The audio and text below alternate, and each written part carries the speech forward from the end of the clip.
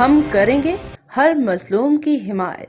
السلام علیکم، میں ہوں حرین فاطمہ اور آپ دیکھ رہے ہیں حمایتی نیوز HD چینل۔ نظر ڈالتے ہیں آج کی اہم خبروں پر۔ سانگھڑ الیکشن 2024 کی سرگرمیوں کے بعد سانگھڑ کی عوام کے لیے تفریح میلے کا انعقاد رپورٹ کر رہے ہیں اشفاق سلہری۔ الیکشن کے پروگرام کے فوراً بعد اور گندم کی کٹائی سے پہلے آج جہاں پر سانگھڑ کے اندر جو تفریح میلہ لگایا گیا، اس کے اندر بڑی تعداد میں خواتین، مرد اور بچوں کی جانب سے اس میلے کے اندر شرکت کی جا رہی ہے اور طرح طرح کے یہاں پہ کھلونے رکھے گئے ہیں اور یہاں پر مٹھائی اور دیگر جو چیزیں وہ رکھی گئی ہیں اور دور دراز علاقوں سے آنے والے جو لوگ ہیں وہ یہاں پر لطف اندوز ہو رہے ہیں، کیونکہ سانگھڑ ضلع کے اندر کسی بھی طرح کی یہاں پر تفریح گاہ نہیں ہے، خواتین ہو یا مرد ہو۔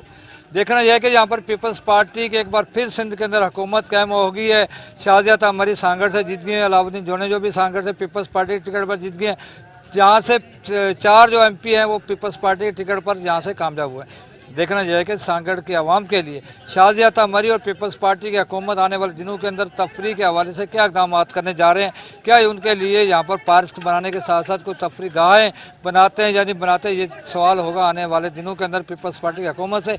لیکن آج جہاں پر جو میلے کے لیے جو لطف اندوز ہونے یہاں پر آئے، یہاں پر میلے کے اندر وہ چیزیں بھی موجود ہیں جو انسانی صحت کے لیے موجود ہیں اور یہاں پر پولیس جو ہے وہ بھی یہاں پہ موجود ہے، لیکن وہ انتظامیہ کی اگر بات کر لی جائے، انتظامیہ نام کی کوئی چیز نظر نہیں آ رہی ہے۔ ضرورت اس امر کی ہے کہ اگر نوجوان نسل کو بہتر سے بہتر اس کی اگر نشوونما کرنی ہے اور بہتر سے بہتر اس کو نقشے قدم پہ چلانا ہے تاکہ وہ کل پاکستان کا مستقبل بنے، تو ضرورت اس امر کی ہے کہ اس طرح کے میلوں کے اندر اس طرح کی چیزوں کو روک تھام کے لیے فوری طور پر اقدام کرنا پڑے گا انتظامیہ کو، پولیس کو، تمام لوگوں کو۔